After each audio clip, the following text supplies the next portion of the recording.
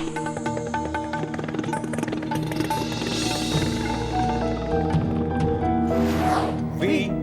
the people of India, having solemnly resolved to constitute India into a sovereign, socialist, secular, democratic republic, and to secure to all its citizens. শুরু করলাম আজকের চতুর্থ স্তম্ভ। আমি সুচন্দ্রিমা, নমস্কার। চে গুয়েভারা তাঁর গেরিলা ওয়ারফেয়ার বইতে লিখছেন, প্রতিপক্ষকে প্রথমে নিজের মাটিতে এনে দাঁড় করাতে হবে, তারপর নিজের সময় মতো সমস্ত শক্তি দিয়ে আঘাত করতে হবে। প্রতিপক্ষ তার মাটিতে লড়তে জানে, সেখানে তার জয় নিশ্চিত।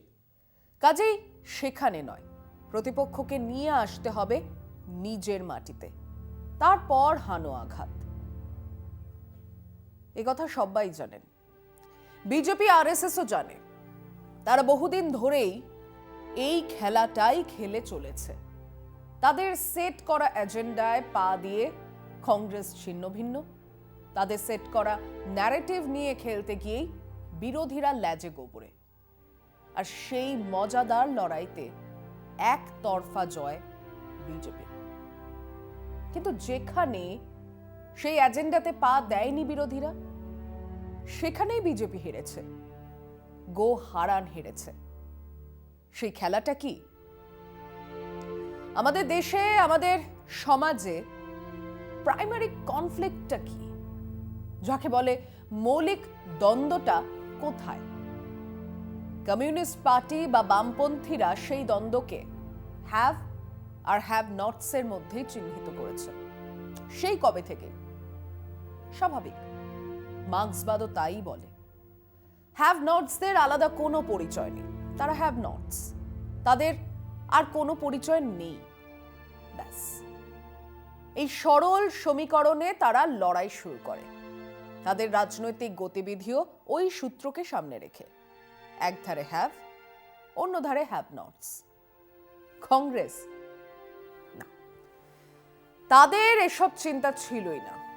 দেশের দরিদ্রতম মানুষ তেরেঙ্গা ঝান্ডা ধরে লড়েছে, হরিজন থেকে নমশূদ্ররা গান্ধী বাবার পিছনে ছিল, বিড়লাও ছিল, স্বাধীন ভারতবর্ষে মুসলমানরাও ছিল। এক জগা খিচুড়ি কম্বিনেশন। ব্রাহ্মণ আছে, নমশূদ্রও আছে, মুসলমানও আছে, বড়লোক শিল্পপতিও আছে, মুটে মজুরও আছে। তাদের বিপরীতে কমিউনিস্টরা, তারা এই কম্বিনেশনের গরিব অংশকে তাদের ধারে টানার চেষ্টা চালাতে লাগলো। কিছুটা সফল হলো। স্বাধীনতার পরে কমিউনিস্টরাই ছিল কংগ্রেসের প্রতিপক্ষ। অন্যদিকে কংগ্রেস ভেবেছিল এই ব্রাহ্মণ, দলিত, মুসলমান ভোট ব্যাংক তাদের ফিক্সড ডিপোজিট, তাদেরই থাকবে, তারা ভাঙিয়ে ভাঙিয়ে খাবে, খাচ্ছিল। এসবের বাইরে বেনিয়া, রাজ্য বেহাত হয়ে যাওয়া, জমিদারি বেহাত হয়ে যাওয়া রাজপুতের দল বিভিন্ন হিন্দুত্ববাদী দলের সঙ্গেই ছিল। আরএসএস বা জনসংঘের তারাই ছিল ভিত্তি। গান্ধী তাদের শত্রু। এতদিন ব্রিটিশদের পা চাটা ওই বেনিয়া আর রাজন্যবর্গ তাদের পয়সা, তাদের প্রতিপত্তি নিয়ে বিভিন্ন পকেটে সক্রিয় ছিল, গুজরাটে, মহারাষ্ট্রে, রাজস্থানে। কিন্তু তারা ছড়াচ্ছিল তাদের শেকড়। আদিবাসীদের জন্য স্কুল, ধর্ম পরিবর্তনের বিরুদ্ধে প্রচার, সনাতন ধর্মের প্রচার ইত্যাদি নিয়েই তারা সক্রিয় ছিল। তাদের সক্রিয়তা বাড়ল, কিন্তু সংসদীয় রাজনীতিতে তারা তখন নো মার্জিনাল। তখনও কংগ্রেসের ভোট ব্যাংক অটুট। ইন্দিরা গান্ধী ক্ষমতায় আসার পর তাদের কিছু বন্ধু বাড়ল। আদি কংগ্রেসের অনেকেই সেই অর্থে দক্ষিণপন্থী হিন্দু রাষ্ট্রবাদী মতাদর্শের কাছাকাছি ছিলেন।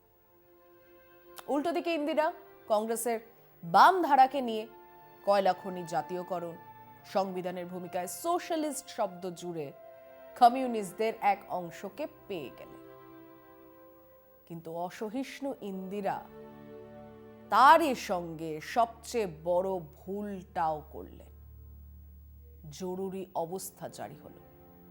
কমিউনিস্টদের বড় অংশ কংগ্রেসকেই রাজনৈতিক প্রতিপক্ষ বলে মানতেন। ওদিকে সোশ্যালিস্টরাও একই পথের পথিক।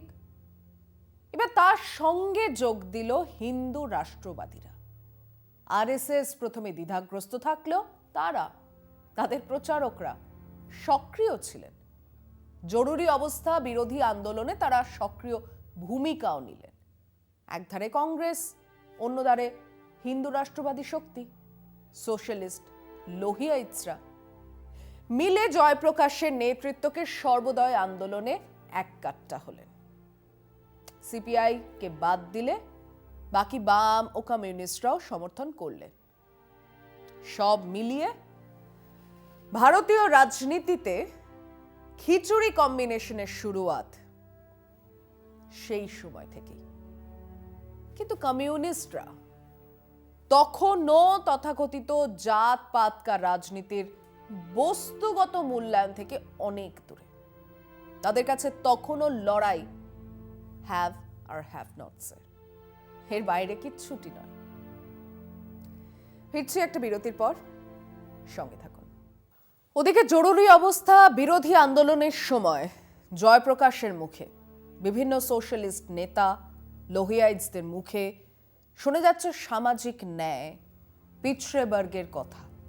এক নতুন সমীকরণ তৈরি হচ্ছে, কিন্তু দু জায়গা থেকে তার বিরোধিতাও আছে। প্রথম বিরোধিতা কমিউনিস্টদের। তাদের বক্তব্য জাতপাত দিয়ে আসলে হ্যাভ আর হ্যাভ নটসদের লড়াইকে ডাইলিউট করা হচ্ছে, গুলিয়ে দেওয়া হচ্ছে। অন্যদিকে আরএসএস জনসংঘের শিবিরের বক্তব্য, হিন্দু সমাজ এক মনোলিথিক সমাজ, তাতে কোনো দ্বন্দ্ব, কোনো কনফ্লিক্ট নেই।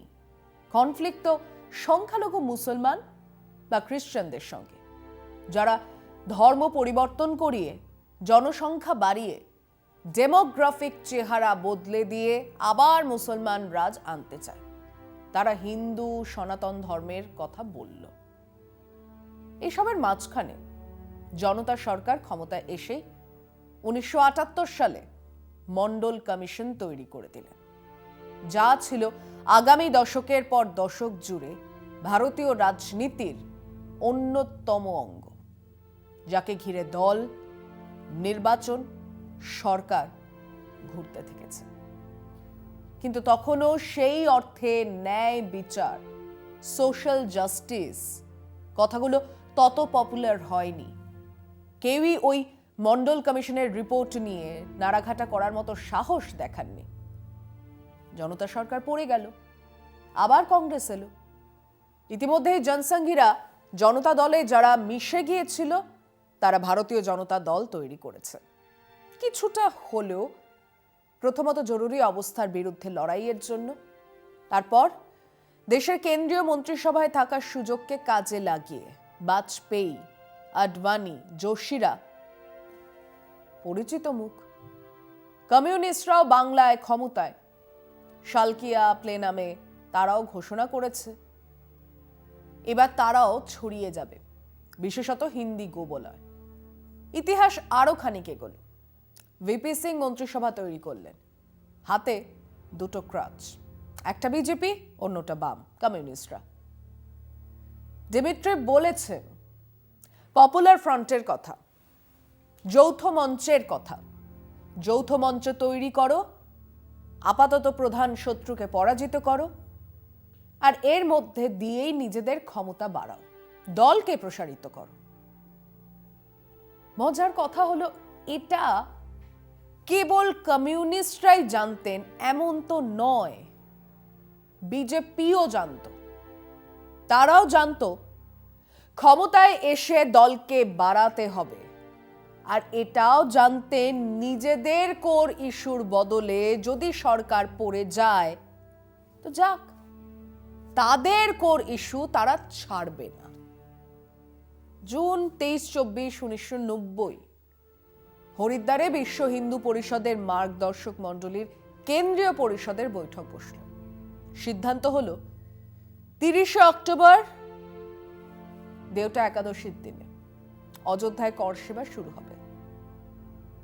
এই সিদ্ধান্ত যে আরো ওপর থেকেই এসেছে বোঝা গেল জুলাই 1990-এ চেন্নাইয়ে বিজেপির রাষ্ট্রীয় কার্যকারিণী বৈঠকে এই প্রোগ্রামকে কেবল সমর্থন করা হলো তাই নয়, আডবাণী বললেন এর ফলে রাজনৈতিক পুনর্গঠন হতেই পারে, রিঅ্যালাইনমেন্ট হতেই পারে। আমরা প্রয়োজনে সংসদে বিরোধী চেয়ারে বসতে রাজি আছি, কর সেবা হবে। এই আলোচনায় ফিরছি আরো একটা বিরতির পর। ভিপি সিং বুঝতে পেরেছিলেন বিজেপি কি চায়, তিনি উল্টো চাল চাললেন। রামবিলাস পাসওয়ানকে সামনে রেখে মন্ডল কমিশনের সুপারিশ কিভাবে লাগু করা যায় তার প্রস্তুতি শুরু করলেন। ইতিমধ্যে মেহম উপনির্বাচনের ভোট লুট নিয়ে দেবীলাল, ভিপি সিং বিরোধ তখন তুঙ্গে। বিজেপিও বুঝতে পেরেছিল হিন্দু মনোলিথিক সমাজ যদি জাতের নামে ভেঙে যায় তাহলে তাদের হিন্দুত্ববাদ খতরে মে হ্যায়। তারাও কিছুটা তাড়াহুড়ো করলো। নবরাত্রির দিনে রাম অগ্নি জ্বালানো হলো অযোধ্যায়, সেই আগুন নিয়ে যাওয়া হলো গ্রামে গ্রামে। বলা হলো প্রতিটা মন্দিরে মন্দিরে রাম পূজন ভজন হবে। হলো। অন্যদিকে 29শে সেপ্টেম্বর দশেরা থেকে কর সেবকরা রওনা দেবে অযোধ্যার দিকে। দিল মানে দুধারে যাওয়া আসা, মশাল যাচ্ছে, ইট আসছে। এর আগে 15ই অগস্ট বিশ্ব হিন্দু পরিষদ 15ই অগস্ট বয়কট করার ঘোষণা করেছিল। ঘরে ঘরে সেদিন ভাগোয়া ঝান্ডা তোলার কথা বলেছিল, শঙ্খ বাজানোর কথাও বলেছিল। সব মিলে প্রবল হিন্দুত্ববাদের আবহ। এরই মধ্যে দেবীলালকে মন্ত্রিসভা থেকে বরখাস্ত করেছেন ভিপি সিং। দেবীলাল বিরাট কৃষক সমাবেশ ডেকেছেন দিল্লিতে 9ই অগস্ট। তার আগেই 7ই August VP Singh other backward ক্লাসের জন্য 27% রিজার্ভেশনের কথা ঘোষণা করে দিলেন। দেশ জুড়ে কল্পিত মনোলিথিক হিন্দুত্ব তাসের ঘরের মতো ভেঙে পড়ল। আপার কাস্ট বিরোধিতা করল, ওবিসি, দলিত, পিছড়ে বর্গ সমর্থন করল। কমণ্ডল বনাম মণ্ডলের সেই মহাভারত আজ থেকে 31 বছর আগে শুরু হলো।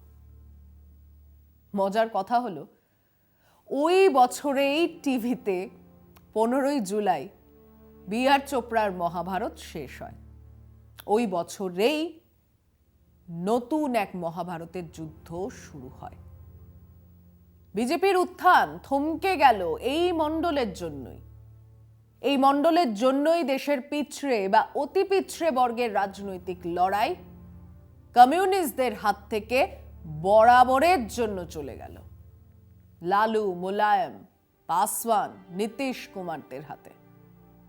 এই জাতপাতের ভেতরে যে অসাম্য, যে দ্বন্দ্ব, তাকে আমাদের দেশের কমিউনিস্টরা যতদিনে বুঝে উঠলেন ততদিনে তাদের হাত থেকে সে লড়াই বেরিয়ে গেছে। সেদিন কমণ্ডলের বিরুদ্ধে মণ্ডলকে দাঁড় করাতে না পারলে সেই বছরেই কি তার পরের বছরে বিজেপি ক্ষমতায় আসতো, পূর্ণ সংখ্যাগরিষ্ঠতা নিয়েই আসতো। তাদের মাঠ থেকে সরিয়ে এনে নিজের মাঠে বিজেপিকে দাঁড় করিয়েছিলেন ভিপি সিং। নিজে হেরেছিলেন বটে, কিন্তু বিজেপি কেও রুখেছিলেন, এটাও সত্যি। কমিউনিস্টরা এই এপিসোড থেকে কি শিক্ষা পেল বা আদৌ পেল কিনা জানা নেই, তবে বিজেপি একটা শিক্ষা পেয়ে গেল। হিন্দু সমাজের মধ্যে দ্বন্দ্বকেও তাদের পক্ষে নিয়ে আসতে হবে। এই শিক্ষা তারা সেদিন পেয়েছিল। আজ সেই লড়াইয়ের পুনরাবৃত্তি হতে চলেছে। কিভাবে তা নিয়ে আসছি কাল। সঙ্গে থাকুন, মতামত দিন। আজ এ পর্যন্তই। ভালো থাকবেন, সুস্থ থাকবেন। শুভরাত্রি।